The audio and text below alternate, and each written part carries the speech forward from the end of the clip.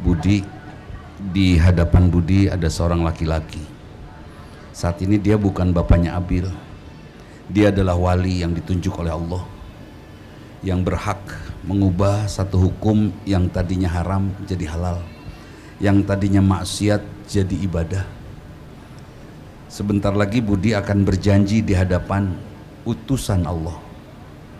Kita semua nyebutnya mitsaqan qalidho, perjanjian yang besar, sebagaimana perjanjiannya para nabi di hadapan Allah, terkhusus Nabi Musa alaihissalam.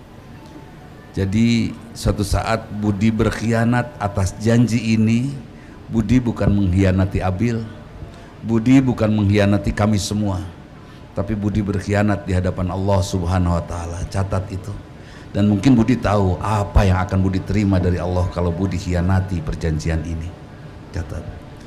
Setelah Abil diserahkan oleh kedua orang tuanya kepada Budi untuk menjadi istri, tugas Budi memimpin, membimbing dan menuntunnya dengan benar. Dulu ingat, Abil dilahirkan bersih, suci. Sekarang oleh kedua orang tuanya diserahkan kepada Budi untuk diantarkan oleh Budi sampai suatu saat Abil pulang kembali kepada Allah dalam keadaan suci. Ingat itu. Bud, bapak itu bukan sederhana menikahkan anaknya. Bukan. Sakit hati, Bud. Seperti kekasih direbut. Kecewa, Bud, karena akan ditinggalkan anak perempuannya. Yang paling berat adalah rasa khawatir yang sangat dalam sekali. Kenapa khawatir itu sangat dalam? Takut anaknya disakiti oleh Budi. Padahal Abil bicara kepada bapaknya, Budi adalah laki-laki terbaik pilihannya. Tapi tetap kami sebagai bapak, terlebih beliau khawatir Abil tidak diperlakukan dengan benar. Khawatir Abil tidak dididik, dipimpin dengan benar. Khawatir Abil tidak dibawa oleh Budi ke jalan Allah. Sampai akhirnya beliau sebagai bapak yang juga bertugas menjadi wali, memilihkan suami untuk anaknya, merasa bersalah. Karena itu tolong Bud, bimbing, bawa, pimpin Abil dengan bijaksana dan hanya dengan al-Islam. Sampai pada saatnya Abil bisa berikrar di hadapan Allah bahwa bapaknya tidak salah memilihkan suami untuk dirinya. Itu. Kemudian Abil, Budi, rumah tangga ini bukan perjalanan kebahagiaan, karena hidup kita bukan perjalanan melaksanakan keinginan, tapi sepenuhnya hidup kita ini menjalankan keharusan. Bud, kita kan ciptaan Allah ya Bud ya. Larasnya bilnya, kita ciptaan Allah. Karena kita ciptaan Allah, kita tidak berhak meminta apapun. Bahkan meminta nikmat, meminta bahagia saja sepertinya tidak berhak kita kepada Allah. Kita hanya punya kewajiban untuk ibadah saja kepada Allah. Karena itu, jadikan akad nikah kalian berdua saat ini menjadi takbiratul ihram, ibadah rumah tangga kalian sepanjang hayat. Jangan pernah lepaskan itu. Kami semua faham siapa manusia yang sukses itu. Manusia yang sukses itu bukan manusia yang menjadi kaya, bukan manusia yang menjadi sangat berpengaruh, bukan manusia yang memiliki gelar berderet di dalam namanya. Yang disebut sukses itu manusia-manusia yang mengikuti apa yang Allah inginkan. Wa ma khalaqtul jinna wal insa illa liya'buduni. Apa yang Allah inginkan? Allah hanya ingin hamba ciptaannya ibadah kepada Allah.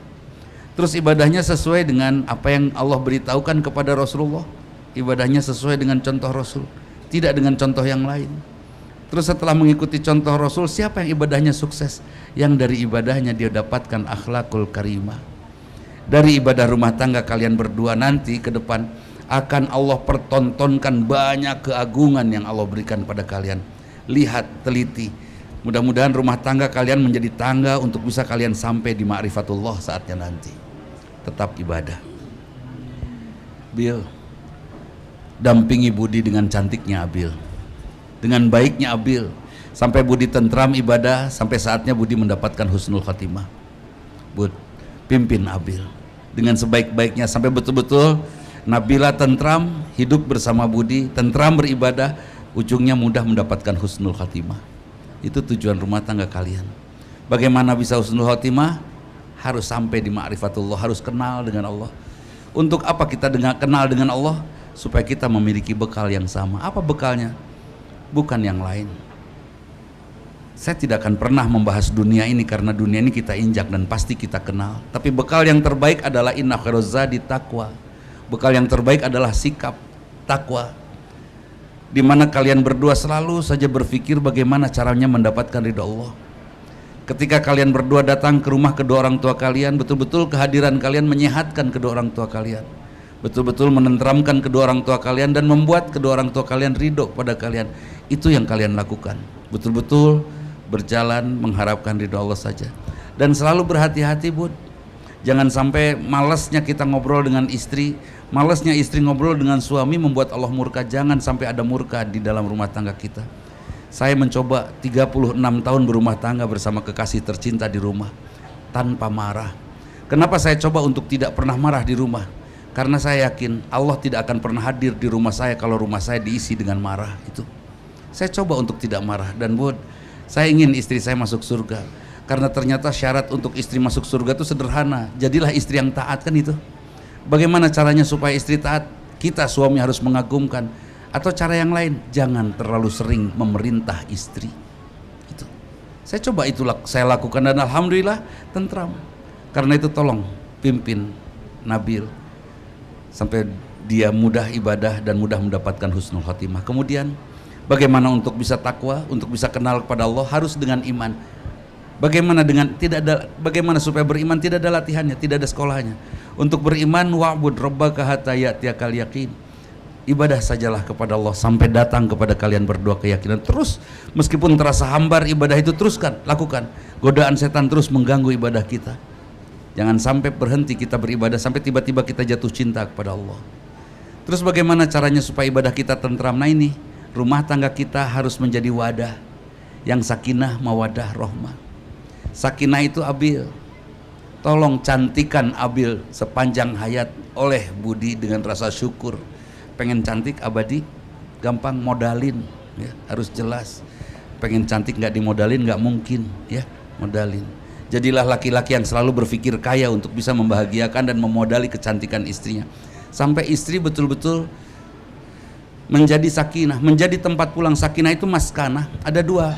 Sakinah itu bisa sikin, bisa pisau, bisa rumah. Artinya bisa bahasa Abil mematahkan semangat suami, bisa Abil menjadi istri yang menjadi tempat pulang suami dan anak-anak. Itu yang cantik. Bud, dibuat Abil sangat cantik dan selalu cantik. Kenapa harus? Karena sekarang Google sudah bersaing dengan istri kita. Betul nggak? Banyak di Google yang lebih cantik dari istri kita. Kalau istri kita tidak dibuat cantik, kita kalah oleh Google. Karena itu usahakan dia cantik abadi. Sepakat?